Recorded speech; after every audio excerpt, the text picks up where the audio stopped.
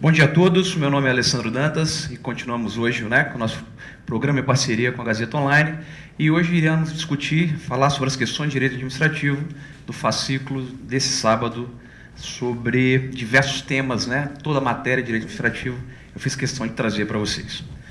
Bom, meus amigos, então hoje, nessa turma de hoje, o nível é um pouco diferente, são perguntas para auditor da Receita Federal, por conta disso eu separei questões de nível bem legal, magistratura, Ministério Público, delegado, a gente vai ter um trabalho bacana aí pela frente, tá certo? Só para eu poder contextualizar vocês aqui, eu vou fazer um pequeno esquema gráfico no quadro, contextualizando toda a matéria, e em cima dela a gente vai desenvolvendo tudo que eu vou falar a partir de agora, bacana? Presta atenção, só para vocês entenderem, e a gente vai matando um por um, vou fazer um esquemão aqui, e em cima dele eu vou arrebentando com as questões. A gente viu que o Brasil adotou a forma republicana de governo. E república significa coisa pública, coisa de todos nós. Tanto é verdade que o artigo 1º, parágrafo único da Constituição Federal, ele fala que todo poder emana de quem? Emana do povo. Só que não tem como o povo, o verdadeiro titular do poder, dono da coisa pública, administrar esse interesse público. Então, por conta disso, foi criada uma grande estrutura organizacional chamada de administração pública, que vai ser responsável pela gestão dos interesses públicos, que vai ser responsável por administrar a coisa pública, administrar a cidade, administrar o Estado, administrar o país, tá certo? Bom, essa estrutura organizacional, ela é dividida em administração direta ou centralizada e administração indireta ou descentralizada. A administração direta ou centralizada é formada pela União, pelos estados, municípios e Distrito Federal. Ao passo que a administração indireta ou descentralizada, ela é formada pelas autarquias, fundações públicas, sociedades de economia mistas e empresas públicas. Toda essa estrutura possui uma série de órgãos e agentes que irão atuar sempre voltados a satisfação do interesse público. Mas o que está relacionado ao interesse público, Alessandro? Várias coisas, como, por exemplo, a prestação de serviços públicos, como é o caso da saúde, como é o caso da educação, como é o caso da segurança pública, atividades fiscalizatórias, como é o caso do poder de polícia, que a gente vê sempre sendo exercido aí pela Polícia Militar nas blitz, pelo IBAMA, pela Anvisa, pelo PROCON.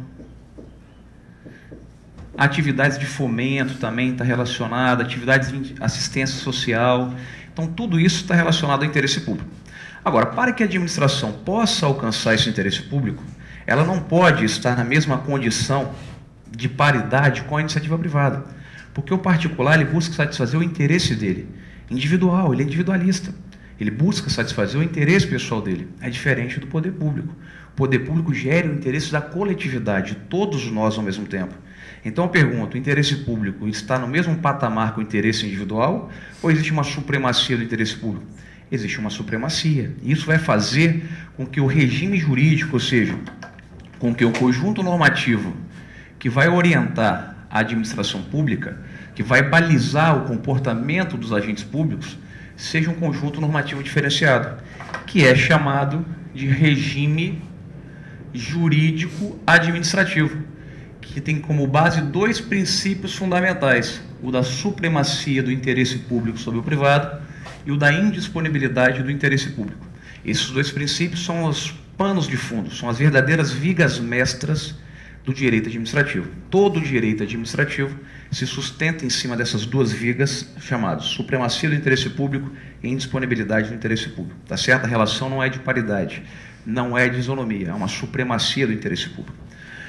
Afora isso, eu tenho vários princípios que vão orientar o comportamento do administrador, como da legalidade, impessoalidade, moralidade, publicidade, eficiência, razoabilidade, proporcionalidade, segurança jurídica, autotutela. Então, esses gestores aqui, inseridos, encartados dentro da administração direta e indireta, atuarão sob a incidência desses princípios diferenciados.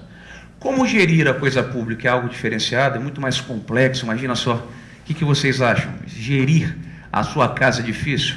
Com certeza é. A minha é um pouco. Imagina você gerir cidade de Vitória. Imagina você administrar o Estado do Espírito Santo. Um monte de tumulto agora, passeata. Imagina você ter que administrar esse problema. Administrar o país. Então, se administrar a nossa casa, administrar a nossa empresa é algo super complicado, imagina administrar uma cidade, um estado, um país. Então, por conta disso, os administradores, eles precisam de ferramentas especiais de gestão. Ferramentas mais apropriadas à boa gestão do interesse público.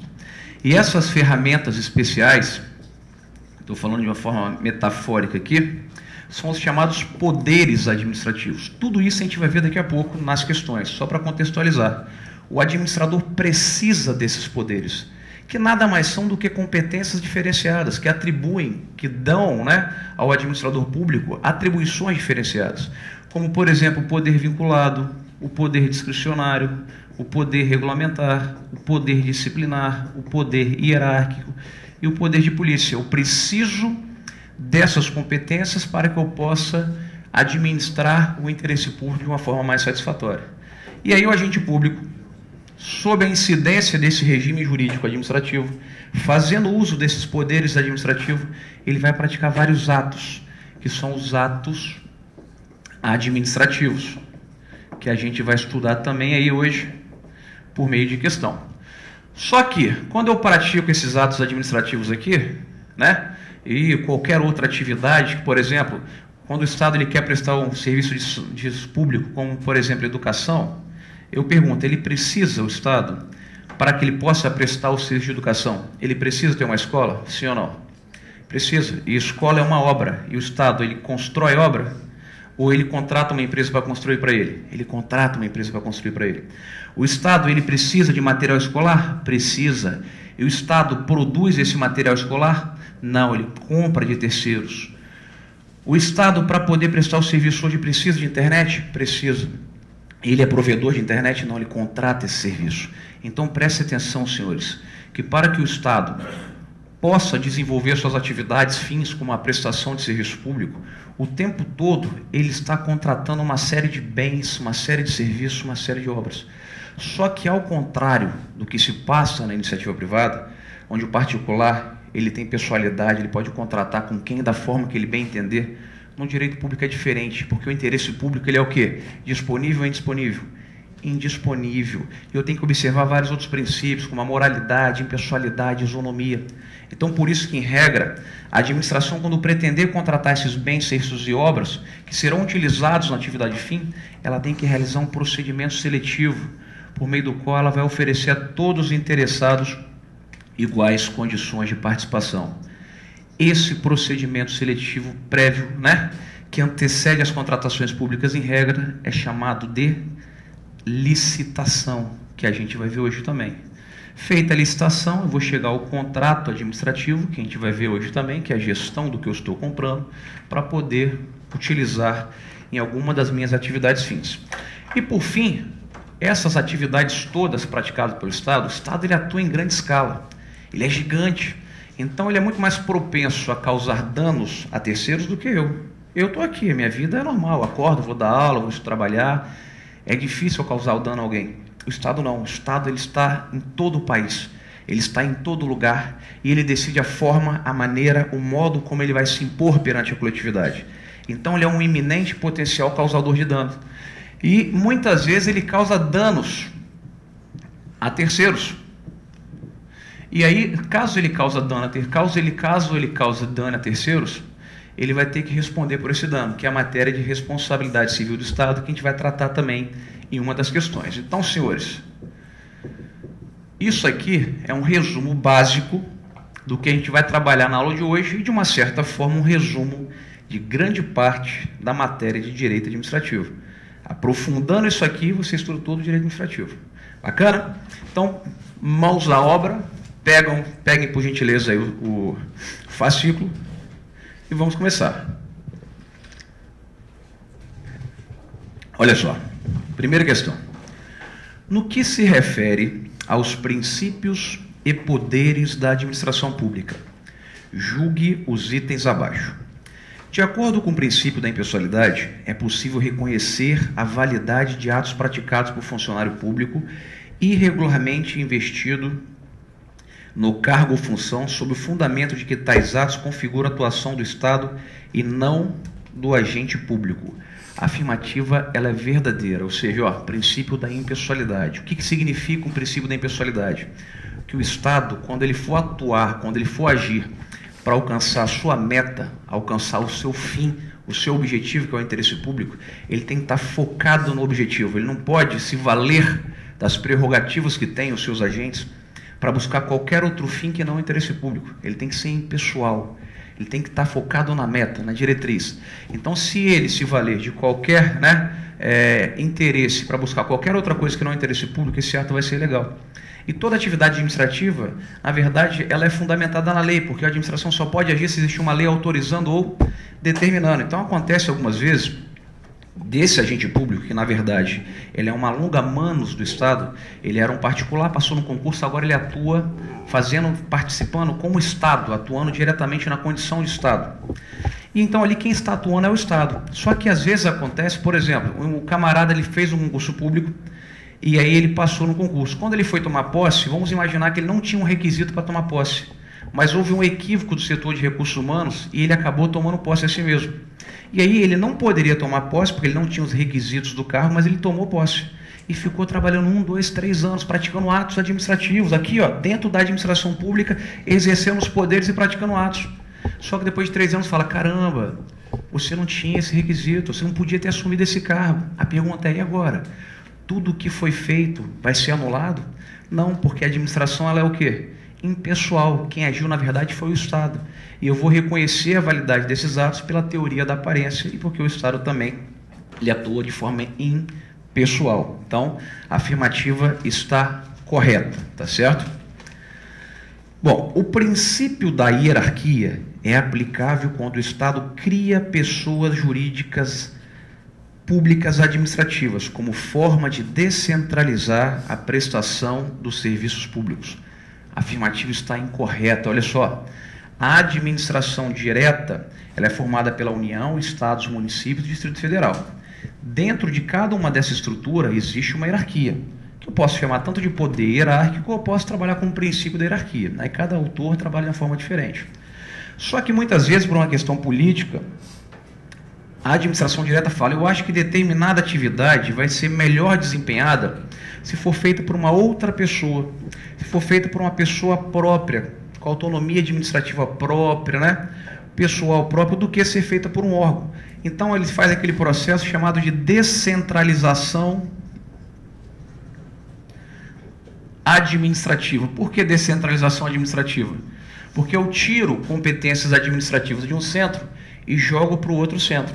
Só que esse outro centro é composto por outras pessoas, que são as autarquias, como o IBAMA, fundações públicas, como a FUNAI, Sociedade de Economia Mista, como a Petrobras, empresas públicas, como os Correios. Essas pessoas aqui, elas estão dentro da administração pública, mas elas não pertencem, elas não fazem parte internamente da União, dos Estados, elas fazem parte da administração indireta deles. São pessoas diferentes. E entre pessoas jurídicas nunca vai existir o quê? Hierarquia. Hierarquia só existe entre órgão público. Então, veja, dentro da União, eu tenho várias hierarquias, dentro de cada órgão. Dentro da autarquia, eu tenho hierarquia também. Agora, entre a União e a autarquia, eu não vou ter o quê? Eu não vou ter autarquia. Desculpa, eu não vou ter hierarquia. Aí você fala, Alessandro, então quer dizer que não vai ter controle? Vai. Só que o controle não é um controle hierárquico, é um chamado controle tutelar, que em âmbito federal é até chamado também de supervisão ministerial. Por quê? Porque essas pessoas criadas pelo processo de descentralização administrativa, ela fica ligada a um ministério que vai supervisioná-la para verificar se ela está atuando dentro daquela finalidade para a qual ela foi criada. Por isso, supervisão ministerial. Lembrando que essa nomenclatura só pode ser utilizada em âmbito federal, tá certo? Por conta do Decreto-Lei 200 de 67. Bom, terceiro item. O princípio da boa-fé está previsto expressamente na Constituição Federal e, em seu aspecto subjetivo, corresponde à conduta leal, honesta do administrado. Afirmativa completamente errada. Primeiro, o princípio da boa-fé não está previsto explicitamente, expressamente na Constituição. hoje já se reconhece que está muito ligada à moralidade e se aplica também. Então, primeiro erro, não está expressamente. Segundo erro da afirmativa, o princípio da boa-fé para a administração está mais ligado no seu sentido objetivo, de agir com lealdade, agir com ética perante a coletividade. E o terceiro erro aqui é que, na verdade, deixa eu achar aqui. O terceiro erro também é o parte final, corresponde à conduta leal e honesta do administrado, na verdade, do administrador. O administrador tem que agir de forma ética, leal, honesta perante a coletividade. Então, tem 3 equívocos nessa afirmativa, tá certo? Então, cuidado, tem afirmativas que está completamente correta e apenas um detalhezinho errado. Agora, existem outros que têm vários erros. Aí, se você identificou um só, já é o suficiente para você falar, opa, tem certeza que isso está errado. Como, por exemplo, está expresso na Constituição. Não está. Então, a verdade é que ninguém fala. Então, perceba, você já matava a questão dali, mas você poderia também derrubá-la por outros fundamentos. Próximo, o poder disciplinar que confere à administração pública a tarefa de apurar a prática de infrações, de aplicar penalidade aos servidores públicos, não tem aplicação no âmbito do Poder Judiciário do MP, por não haver hierarquia quanto ao exercício das funções institucionais de seus membros e quanto ao aspecto funcional da relação de trabalho. Está aqui uma pegadinha, querendo levar vocês a erro. Meus amigos, na União eu tenho alguns órgãos que são chamados órgãos independentes, nos estados também, que são aqueles órgãos que não existe hierarquia entre eles, porque eles são máximos. E os poderes da República, como são o Poder Executivo, o Poder Legislativo e o Poder Judiciário, são os órgãos independentes. Mas esses órgãos são órgãos públicos também.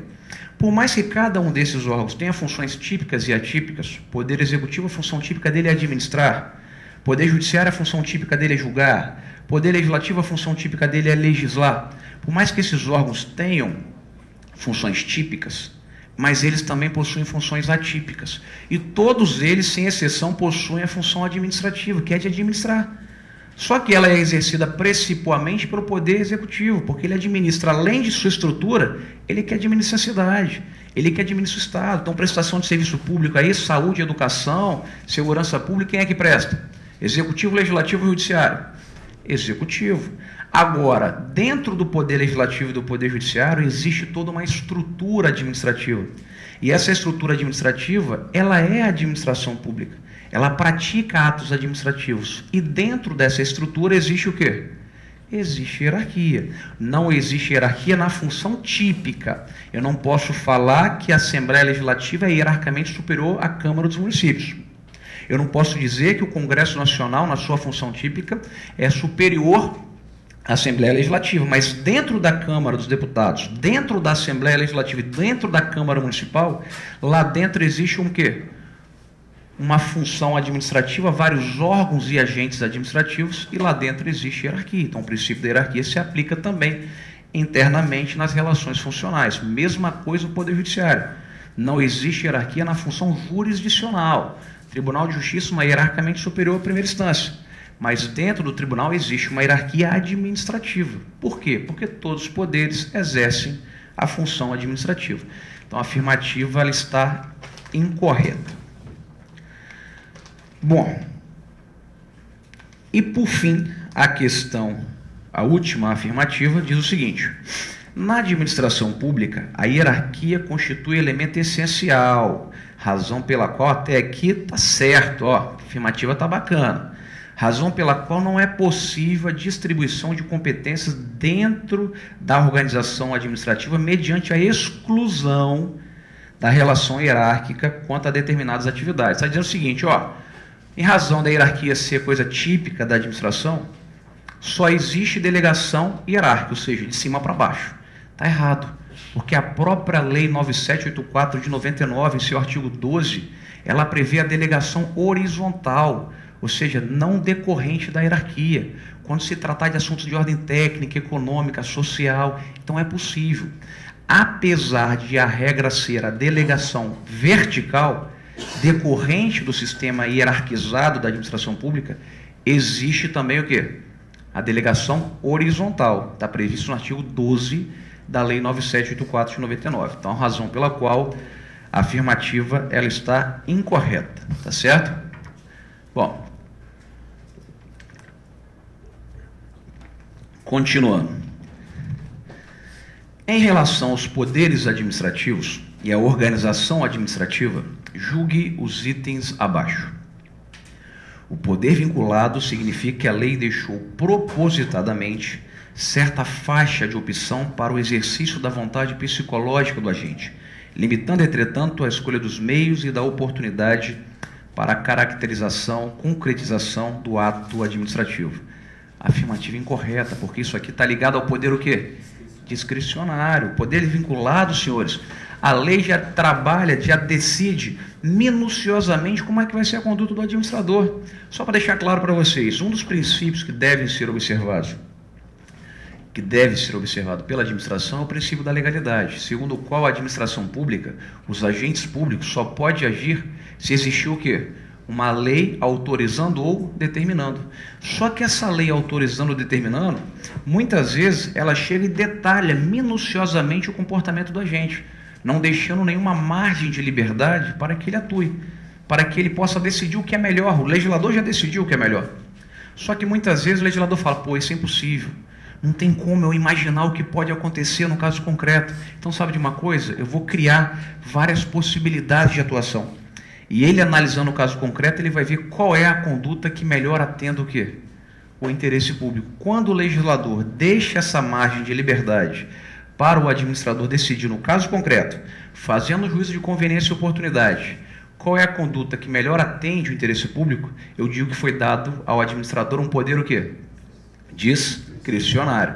Quando ele está todo amarrado, enfaixado, não tem liberdade, completou 70 anos de serviço público, vai acontecer o quê? Aposentadoria compulsória, não interessa se o camarada é ótimo, o melhor de todos, não tem jeito, comportamento vinculado. Quando eu estou de mãos atadas, eu tenho um poder vinculado. Então a primeira afirmativa aí, ela está falsa porque liberdade, margem de liberdade é coisa de poder discricionário. Poder vinculado eu estou travado. Aí vamos lá. Segunda, o poder discricionário é conferido à administração de forma expressa e explícita, com a norma legal já trazendo em si a própria determinação dos elementos e requisitos para a prática do respectivo ato. Isso é o poder o quê? Vinculado, ou seja, quando a lei já traz detalhadamente tudo o que tem que ser feito do início ao final, eu estou amarrado, eu tenho que seguir exatamente aquilo, eu estou falando de poder vinculado, tá certo? Próximo, o poder disciplinar consiste em distribuir e escalonar as funções, ordenar e rever as atuações e estabelecer relações de subordinação entre órgãos, inclusive seus agentes. A afirmativa está errado por um único detalhe, não é o poder disciplinar, isso é a cara, isso é o conceito do poder hierárquico, ou seja, a administração direta e a indireta é toda hierarquizada, e aí a autoridade superior vai poder delegar funções, vai poder organizar as funções, vai poder rever os atos, isso é poder hierárquico, tá certo? Próximo item. Pela desconcentração, rompe-se uma unidade personalizada e não há vínculo hierárquico entre a administração central e a pessoa estatal descentralizada. Assim, a segunda não é subordinada à primeira. Afirmativa falsa, mais uma vez, por conta de uma única o quê? Palavra, ou seja, não é caso de não é caso de desconcentração, é caso de descentralização, ou seja, só lembrando aí, e para ficar registrado em vídeo, o seguinte, vamos ampliar a União aqui. A União Federal está aqui. A União, ela atua em diversas áreas, ela atua em saúde, ela atua em educação, ela atua em previdência, ela atua em segurança pública, por aí vai. Então, saúde, educação, segurança pública, previdência social. Se tudo isso estivesse concentrado nas mãos de uma única pessoa, de um único órgão, o que vocês imaginam que aconteceria? A tendência era que o desempenho da atividade fosse eficiente, bom, ou em razão da alta complexidade, alto número de competências diferenciadas, eu teria uma administração travada, difícil, ineficiente. Então, o que o legislador fez? Vamos fazer o seguinte, vamos distribuir, vamos criar vários centros especializados de competência. Vamos lá, vai trabalhar com saúde? Vamos criar o Ministério da Saúde. Vai trabalhar com educação? Vamos criar o Ministério da Educação. Vai trabalhar com segurança pública? Vamos criar o Ministério da Segurança Pública. Então, vejam, eu crio internamente vários centros especializados de competência que atuarão dentro dessa área. Esse processo de distribuição interna de competência, por meio do qual eu crio vários centros especializados de competência, que são os chamados órgãos públicos, é chamado de desconcentração. Tanto a administração direta quanto a indireta, ela é amplamente desconcentrada. É diferente quando a União fala, ó, eu não quero criar um órgão, eu não quero desconcentrar, eu quero passar certa atividade para ser feita por uma nova pessoa. Por exemplo, eu não quero trabalhar com previdência social, eu quero criar uma pessoa para trabalhar com isso. Criei quem? INSS. Eu fiz uma descentralização, tirei de um centro, criei um novo quê? Um novo centro. É diferente quando eu distribuo internamente a competência. Aí eu estou apenas desconcentrando internamente. Então não rompe a pessoa jurídica, é internamente, diferente da descentralização que rompe, sai daqui e vem para cá. Beleza? Tranquilo? Então eis as considerações sobre desconcentração e descentralização. Tanto a desconcentração quanto a descentralização exige a figura da lei. Para criar órgão precisa de lei, para extinguir órgão precisa de lei, para descentralizar precisa de lei, a depender da forma de descentralização. É a própria lei que cria, por exemplo, a autarquia. Agora, a lei também, a depender da forma como a sociedade de economia mista, apenas vai atuar autorizando a criação da sociedade de economia mista. Então, o papel da lei sempre será fundamental, só que vai ter forma diferente, né, a depender do que vai ser criado. Por fim, última alternativa, a descentralização pressupõe pessoas jurídicas diversas, certo ou errado? Olha aqui. Pessoas diversas, né? A que originariamente tem ou teria titulação sobre certa atividade, União, por exemplo, né? E aquela que foi atribuído o desempenho de certa causa. A autarquia, por exemplo, vamos lá, Previdência, joguei grande parte para o INSS. A afirmativa está correta. Legal? Muito bem. Próxima questão. Acerca dos poderes disciplinar, hierárquico, regulamentar de polícia, julgue os itens abaixo. No campo disciplinar, o direito administrativo utiliza como regra o sistema de rígida tipicidade, provendo cada conduta ilícita e a sanção respectiva.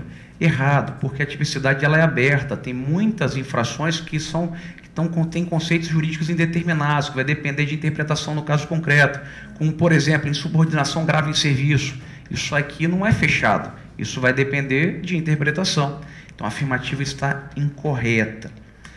Próximo, o poder de polícia é atividade discricionária, que não envolve competências vinculadas. Veja, pegadinha, porque se você pegar qualquer livro de direito administrativo, você vai ver que dentre os atributos do poder de polícia, qual que eu tenho lá em destaque? Discricionariedade, ou seja, eu tenho 3 atributos. O poder de polícia tem 3 atributos: discricionariedade, autoexecutoriedade, coercibilidade. Tem todos os livros isso. Só que o negócio é o seguinte, isso é doutrina. Isso é o professor, isso é o autor escrevendo sobre o que ele lê. Em regra, os comportamentos decorrentes do poder de polícia, eles são dotados de discricionariedade. A lei dá a liberdade, fala, ó, dependendo do caso concreto, você autua, você multa ou você embarga. Discricionariedade. Só que, veja bem, pode ser que o legislador, em determinadas circunstâncias e casos, fala, não, nesse caso aqui eu vou determinar o que isso vai fazer.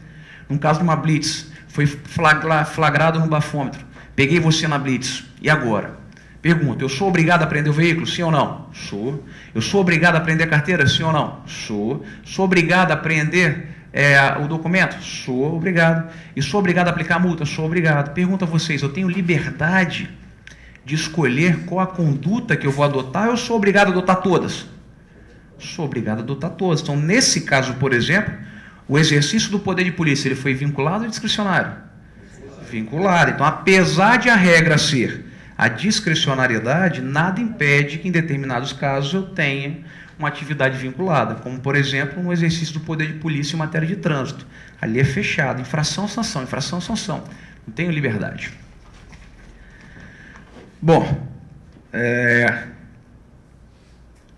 Decorre da hierarquia o poder que o órgão administrativo hierarquicamente superior possui de, em qualquer circunstância e sem necessidade de justificação, avocar temporariamente a competência atribuída ao órgão inferior.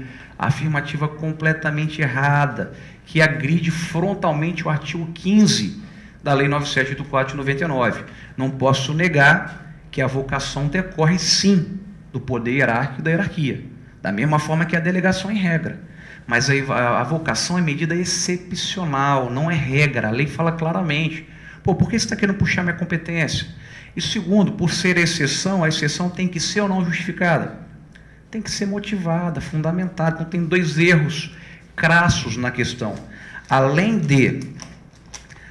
de não ser em qualquer circunstância, são em situações excepcionais, é necessário sim a justificação, a motivação dessa vocação. Tá certo? Isso está previsto no artigo 15 da Lei 9784 de 99. Próxima afirmativa. Em razão do sistema de jurisdição única adotado no Brasil, cabe ao Poder Judiciário, com exclusividade, a prerrogativa de controlar os atos do Poder Executivo que exorbitem do Poder Regulamentar. A afirmativa está errada, mas está errada não por conta do início dela, porque ela fala, foi adotado o regime de jurisdição única no Brasil? Foi. Só quem diz o direito de forma definitiva é o Poder Judiciário. Só que o problema, quando ela fala de controle dos atos que exorbitam o Poder Regulamentar, ele não fala isso na competência jurisdicional. Fala só o controle, está errado. Porque o Poder Legislativo, por meio do Congresso Nacional, está previsto no artigo 49, inciso 5º, que ele pode o quê?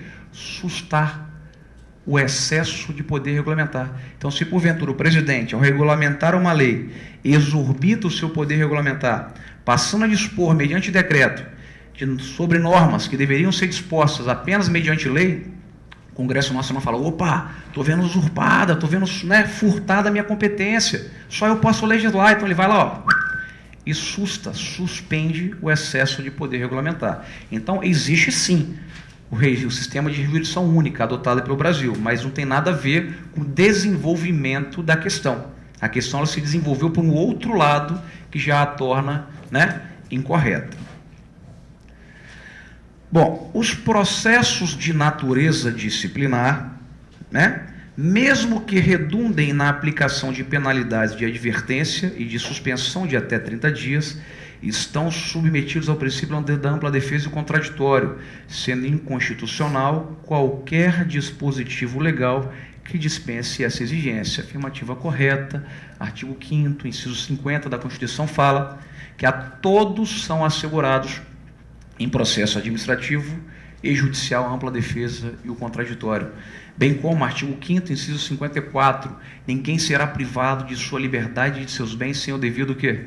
Processo legal. Não interessa. Advertência, precisa de PAD? Não precisa, mas vai ter sindicância? Tudo bem. Se eu for aplicar penalidade, eu tenho que observar necessariamente o direito ao contraditório e ampla defesa, para qualquer penalidade, mesmo advertência.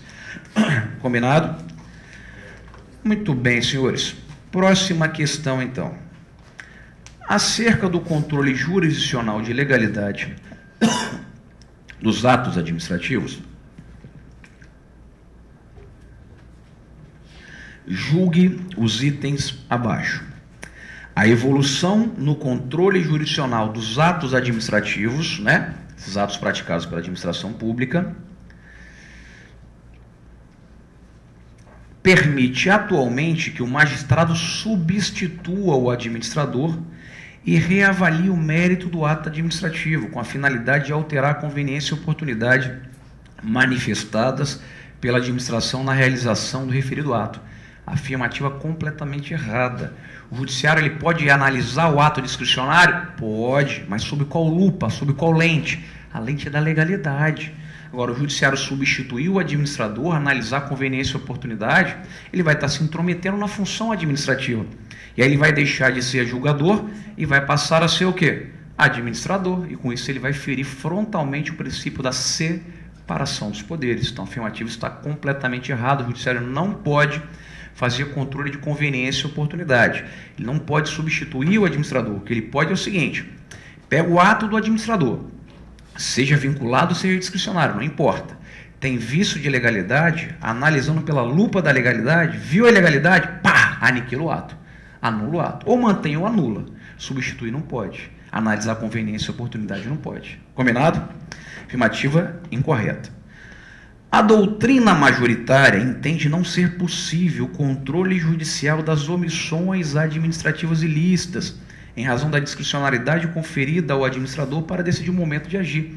Afirmativa completamente equivocada. É óbvio, né, que se o administrador ele tem que agir, inclusive para lhe conferir um direito, que às vezes a lei determina um prazo, ou às vezes a lei não determina um prazo.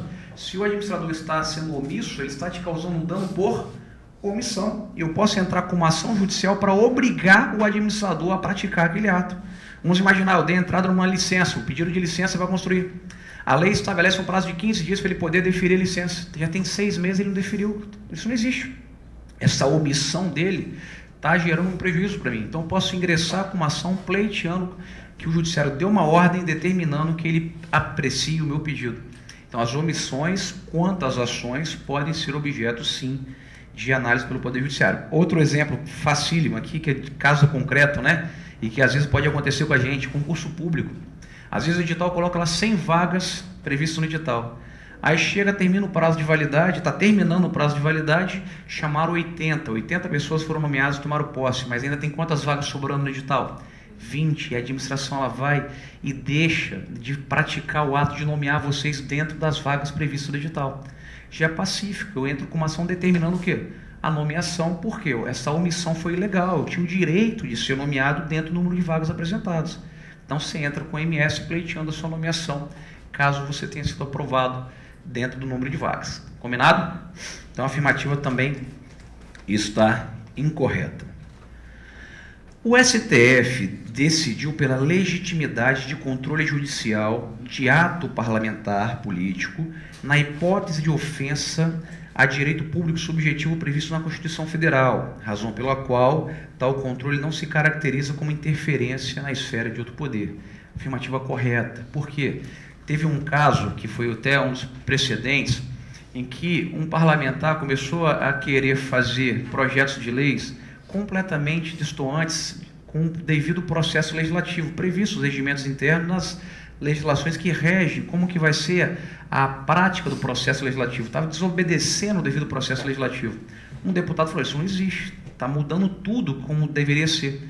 Ele, como deputado e também pessoa, entrou com um mandado de segurança em razão da quebra do devido processo legal legislativo, tá certo? Também, olha só, o judiciário pode intervir quando uma CPI ultrapassa os limites e começa a quebrar, né, sigilo bancário, faz interceptação. Eu posso entrar com mandado de segurança contra esse ato também.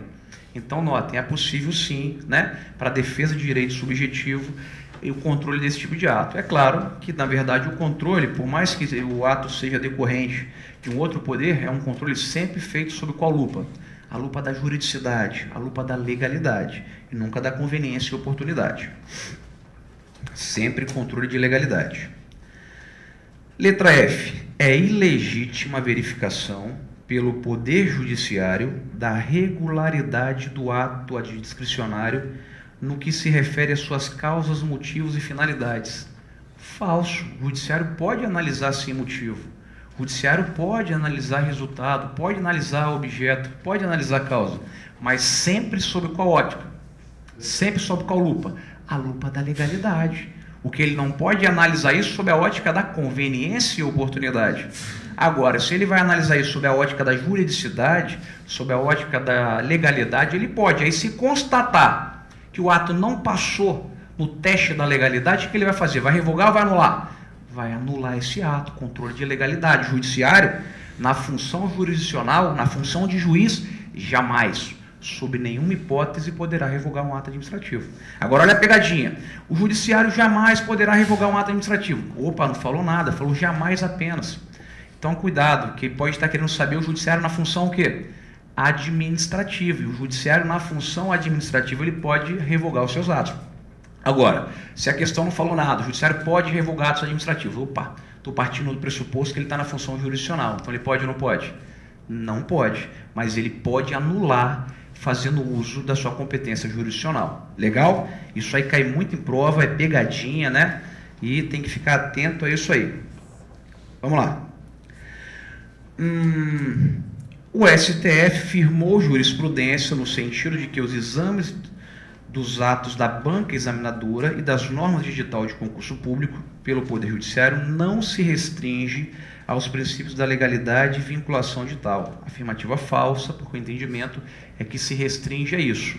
Isso, na verdade, é a jurisprudência majoritária. Tem, claro que existem outras jurisprudências admitindo outras formas de controle, que eu até concordo, mas na prática e na maior parte das decisões, fala, ó, se restrinja ao edital e à legalidade. Só que aqui vamos entender legalidade em sentido amplo, porque não tem sentido falar assim, olha, então se ferir a proporcionalidade, razoabilidade, eu não posso intervir? Pode. Então legalidade em sentido amplo. Então a afirmativa está falsa aqui, porque se restringe a isso, mas entenda legalidade em sentido amplo, que é o correto, tá? 21. Acerca das autarquias, julgue os itens abaixo. As autarquias são detentoras em nome próprio de direitos e obrigações, poderes e deveres, prerrogativas e responsabilidades. Certo? Ou seja, quando a administração direta ela descentraliza, ela passa a atividade para a autarquia, que vai ser uma pessoa jurídica própria, com autonomia própria, com responsabilidade própria, com deveres próprios. Então a afirmativa está correta, ela é uma pessoa jurídica própria. Ela fez merda, ela praticou ilegalidade, eu vou processar a autarquia, porque ela tem autonomia, ela tem personalidade jurídica, tá certo? A afirmativa está correta. Letra B não, próxima alternativa. As autarquias são hierarquicamente subordinadas à administração pública que as criou. Errado, senhores. Falei para vocês, entre pessoas jurídicas, existe ou não hierarquia? Não existe. Dentro dos órgãos que possuem, né, cada uma dessa pessoa jurídica, sim, lá dentro existe hierarquia. Agora, entre a administração direta e indireta, entre a União e entre a autarquia, não existe. Aí vem uma pegadinha, existe hierarquia, Alessandro, entre o Ministério da Saúde e a Secretaria de Saúde? Não, porque o Ministério da Saúde está na União, a Secretaria de Saúde está no Estado, não existe hierarquia entre os entes da federação. Pegadinha também, tá vendo? Então tem que ficar atento a essas maldades desses examinadores mal amados, entendeu? Que faz isso com vocês.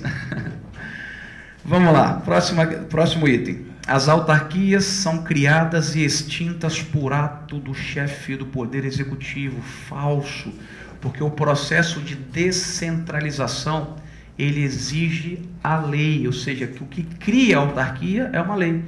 E para extinguir a autarquia também é uma lei, o princípio do paralelismo das formas. Ou seja, tanto para criar quanto para extinguir, eu preciso de lei, então a afirmativa está incorreta. Próximo. Ao criar uma autarquia, a administração pública apenas transfere a ela a execução de determinado serviço público, permanecendo com a titularidade desse serviço. Está errado. Isso é quando a administração transfere a execução do serviço para a iniciativa o quê? Privada, como é o caso da concessão e permissão de serviço público, que eu só transfiro a execução, que é a chamada de descentralização por colaboração. Agora, quando a administração direta cria a indireta, a lei já transfere a própria competência, a própria titularidade. É óbvio que se essa autarquia for extinta, volta para ela. Mas enquanto eu fiz a transferência, eu delego a competência e não a execução. Mas existe caso em que eu delego apenas a execução? Existe. No caso de delegação contratual, ou também chamado de descentralização por colaboração, que é o caso das concessionárias e permissionárias de serviço público. Bacana? E, por fim, as autarquias não estão sujeitas ao controle externo do Poder Legislativo. Afirmativa completamente falsa. Toda administração direta e indireta, ela está sujeita ao controle do Poder Legislativo também, especialmente, né, Tribunal de Contas. Então, afirmativa completamente errada. Muito bem, senhores. Já trabalhamos com 1, 2, 3, 4, 5 questões. Faltam mais 3. Uma de responsabilidade, uma de licitações e uma de contratos administrativos. Vamos lá, vamos ao texto. Geralmente, em questões de responsabilidade civil do Estado, a banca examinadora gosta de colocar um texto. Por quê? Porque eu não tenho uma lei regulamentando a matéria. Eu tenho um artigo, que é o 37, parágrafo 6º, que fala da matéria. O resto é jurisprudência e doutrina. Então eu sempre tento fazer um textinho para contextualizar a situação. Bacana? Muito bem. Júlio, motorista de uma empresa pública estadual, exploradora de atividade econômica no ramo de energia elétrica, conduzia caminhão de empresa que transportava combustível para o abastecimento de outros veículos.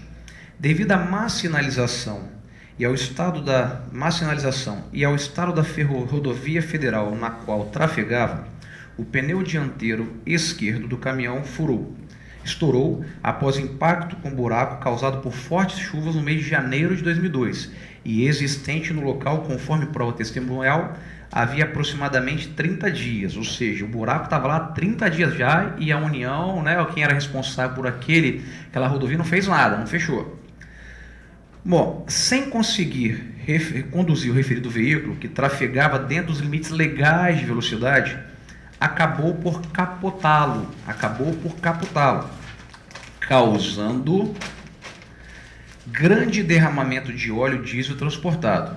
O óleo derramado contaminou um reservatório de água potável que abastecia o município Z, acarretando a morte por intoxicação da pequena Cíntia, de 4 anos de idade, que havia ingerido a água do reservatório.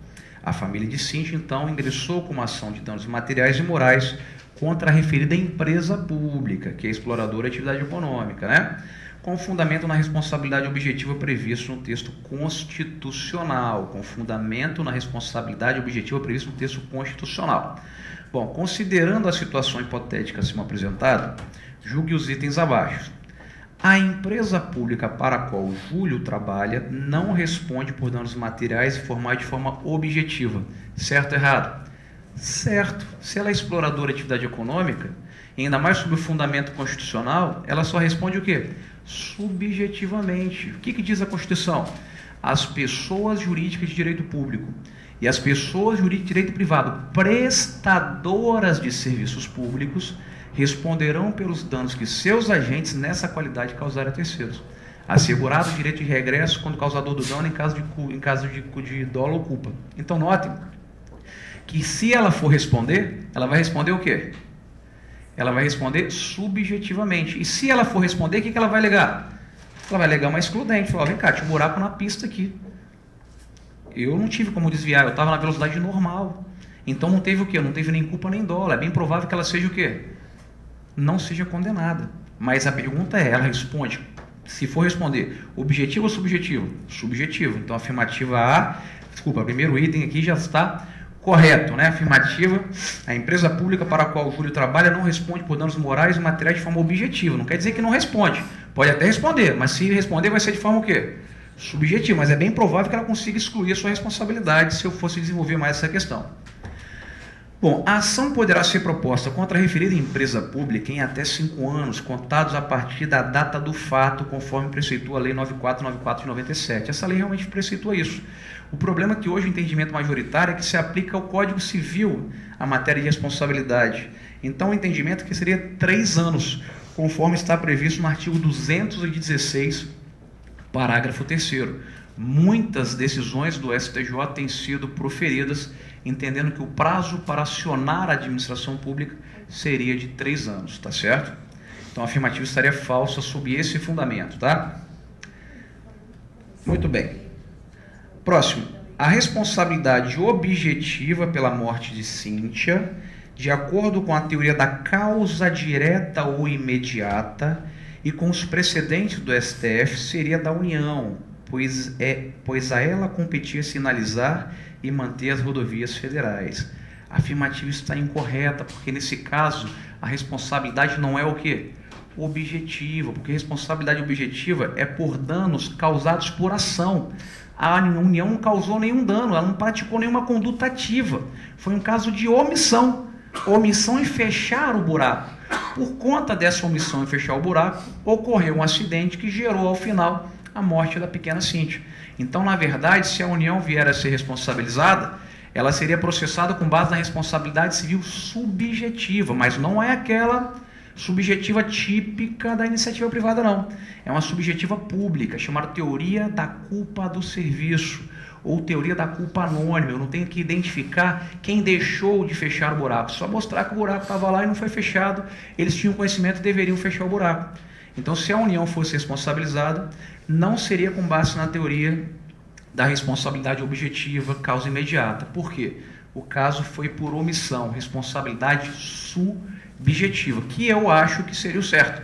A administração, a vítima deveria entrar com uma ação contra a União por responsabilidade subjetiva e provar que aquele buraco existia, ela tinha conhecimento do buraco e não fechou, e a omissão dela fez com que acontecesse o acidente. Mas na forma como foi colocada, a afirmativa está incorreta, porque não é nem objetiva e nem teoria da causa direta. É subjetiva e teoria da culpa do serviço, culpa administrativa ou culpa anônima. Legal?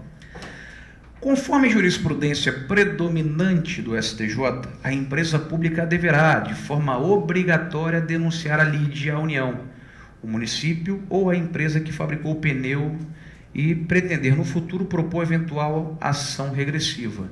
Denunciar a lide é o seguinte: se eu tenho um garantidor, por exemplo, no caso de seguro, bati com um carro, o camarada vai e me processa, eu chego e faço o quê? Eu tenho um garantidor que quem é? A seguradora. Eu fui e chamo a seguradora para participar da ação, eu denuncio a lide a ela. Porque quando o juiz me condenar a pagar a indenização para essa pessoa que eu bati no carro dela, já condena ao mesmo tempo o quê?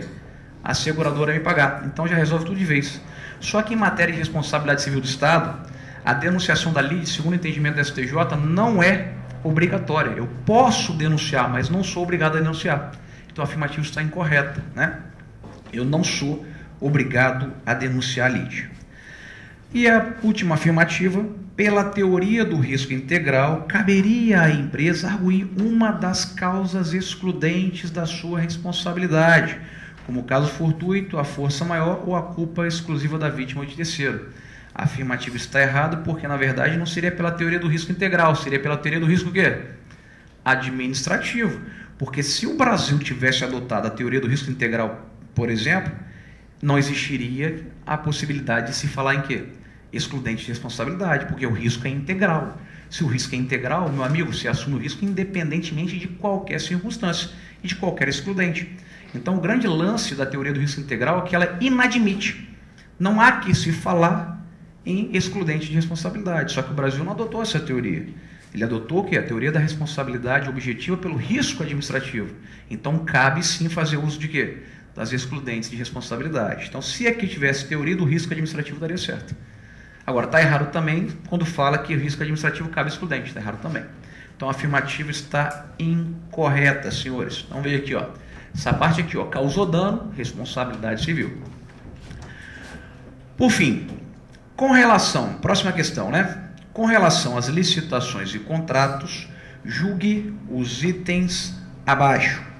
O princípio do sigilo na apresentação das propostas foi implicitamente revogado com o advento da Constituição de 88 e legislação posterior, que determina que todo procedimento licitatório será regido pelo princípio da publicidade. A afirmativa está incorreta, senhores. Por quê? Porque continua existindo o princípio da sigilosidade das propostas. Mas, Alessandro, eu não tenho que ter publicidade? Tenho. Mas lembre aqui, ó, a licitação é um procedimento, senhores, é uma série ordenada de atos e fases. Vai ter um momento, que é na fase de julgamento de proposta, em que as propostas serão o quê? Abertas, e eu vou ter conhecimento do conteúdo das mesmas. Eu só não posso abrir de imediato, mas o princípio existe, porque é sigiloso até o momento de sua abertura apenas, mas quando chegar o momento de sua abertura, elas se tornam o quê? Elas se tornam públicas. Então, na verdade, a afirmativa está incorreta, porque uma coisa tem nada a ver com outra.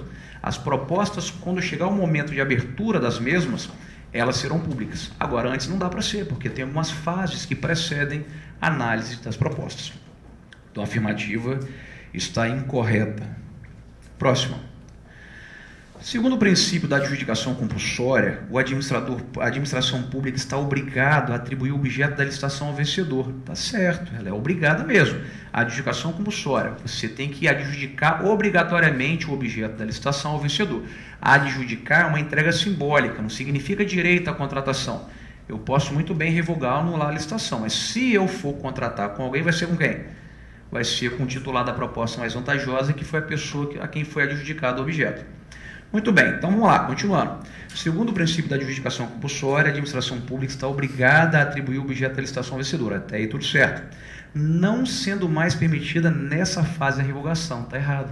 Porque a lei fala, artigo 49, por motivos supervenientes, né? Razões de interesse público supervenientes, a administração poderá revogar ou anular a licitação. Então, mesmo após a adjudicação, se surgir um motivo de interesse público superveniente, relevante, que demonstre não ser mais compatível aquela contratação com o interesse público, eu posso revogar, porque a adjudicação não dá direito à assinatura do contrato, mas apenas o direito de não ser preterido no momento da assinatura do contrato, no momento da contratação.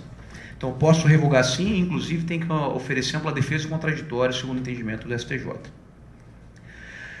Conforme o princípio do julgamento objetivo, o julgamento das propostas deve ser feito de acordo com os critérios fixados no instrumento convocatório, certo ou errado? Correto, ou seja, eu tenho critérios objetivos que estarão previstos desde o início no edital, e quando eu for julgar as propostas, seja tipo menor preço, melhor técnica, técnica e preço, eu tenho que levar em consideração esses critérios. Bom, de acordo com o princípio da moralidade, o vencedor da licitação tem direito subjetivo à adjudicação do objeto licitado.